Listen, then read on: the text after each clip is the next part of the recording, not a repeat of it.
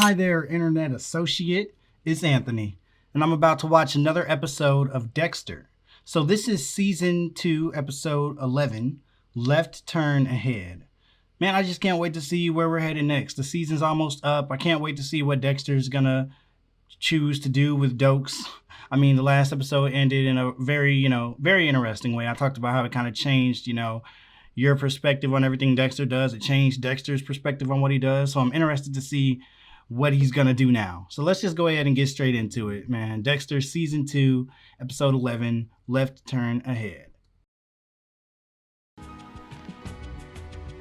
You have arrived. Hope this scares her away from Dexter.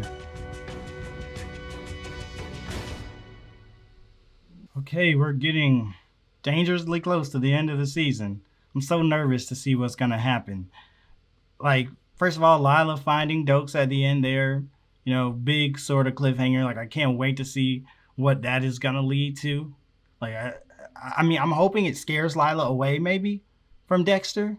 Like, maybe she'll see him and be like, "Oh crap, I gotta leave," or maybe like somehow Lila will get blamed for holding Dokes. I don't know, man. I don't know where this can go. I really don't know. Like, this feels pretty unpredictable to me. Like, I mean, the fact that Dokes was gonna get like, at least initially framed as the serial killer was kind of predictable. But aside from that, it's like everything has been totally like out of left field in a way. Like, I'm like, where can they? I just have no idea where they're going with this, knowing, that the show continues on. I mean, like, obviously, if I guess I'm watching this when it airs, you're like, you really don't know. But I know the show continues on for so many seasons. So I'm like, does Dexter like really get caught here? I mean, does Dokes get caught? Because I don't want Dokes to go away.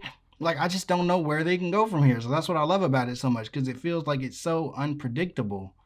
And Lila, as much as I hate her, I gotta admit, she's a real, like, she's a real, a real big, variable in all this. I think I said that before. Like, she really throws a wrench in things. She really just makes it so you really don't know what to expect, because any plan that Dexter has, any plan that might go down, anything that might work a certain way, with Lila anyway in the mix, it just can throw everything off. And she's a wild card. That's the term I was trying to think of. She's a total wild card. It's like, what in the world is gonna happen now? Like, every time Lila gets involved in any way, she just makes things that much harder to predict or to figure out what might be gonna happen. So I hate her, but I mean, I guess I appreciate her presence. I don't know. I mean, I appreciate how well they're doing a good job of making me hate her, because she is just becoming the most annoying character. I mean, I know I said like Rita's mom was like a character I really hated, but like, obviously Lila's on a different level. Rita's mom was just, she was just really annoying.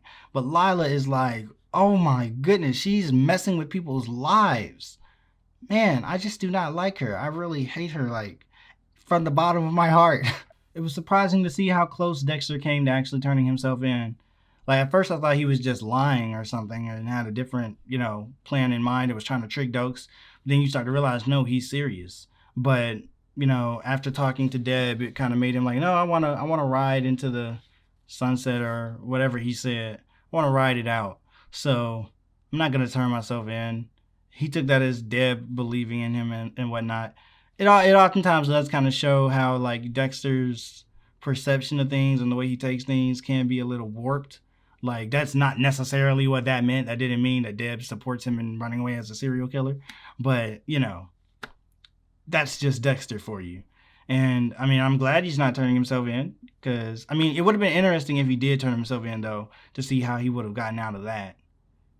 I don't know, man. I'm hoping somehow Lila just gets framed as the Bay Harbor Butcher, goes away forever, and that's it. I mean, that doesn't really sound like that makes any type of sense, but that would just be great. I want Dexter and Dokes to both go free. I want them to just become cool with each other. I think I said a few episodes ago, maybe towards the beginning of the season, that like I could see eventually Dexter and Dokes, like them both knowing, like Dokes knowing that Dexter is the killer, but somehow supporting him. And like, I don't know. I think I said that and I was like, I have no idea how it could get to that point, but it's something I would like to see. Like, it's something I could slightly imagine happening, just because of how it seems like they come from similar, places in terms of their mindset, just and from very different angles, obviously.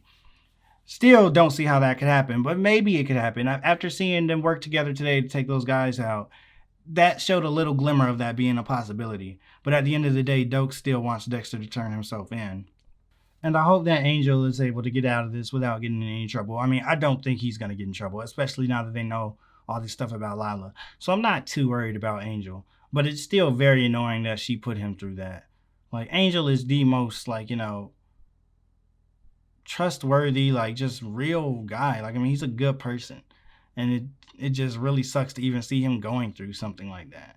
And I really hope that it doesn't in any way sully his reputation. Because, that's the kind of thing where there's always gonna, and I mean, and it's understandable. There's always gonna be some people that are like, no matter what, I believe the victim, and like I'm gonna believe, the person that is making these accusations rather than that person. But I mean, and that's understandable because I mean, in most cases, that would be the case. So I mean, that's totally a fair thing to think. But it just sucks to think that if this gets out, it definitely can hurt his reputation because there's gonna be people that think like that, and it's just not the case in this case. And I hope that if it does get out, that it's able to be made clear that that's really not the case and that Angel didn't do this. And I mean, the sucky thing is, it's always going to be there though. Like, you know what I mean? People always like, even if he's proved innocent or anything, it's just always going to be there, and people will always kind of look at him with that lens in a way, even if it's the lens of a non-sexual assaulter that got proved innocent. It's still now related to that. So I don't know. It just kind of, that really sucks, man. But I hope he gets out of that without any problems. I think he will. But yeah, it's a really crappy situation. Yeah, I guess that's about all I have to say for this episode. It feels like this one was really like, just setting us up for the craziness that is most likely about to ensue in this season finale. So I just can't wait to see what's gonna happen. I can't wait to see how any of this is gonna come to a head and how we're gonna move forward past this.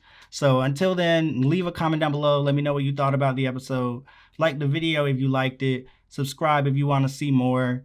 If you're watching on YouTube, head to Patreon for the full reactions if you're interested in that. And that's gonna be it. I will see you all later.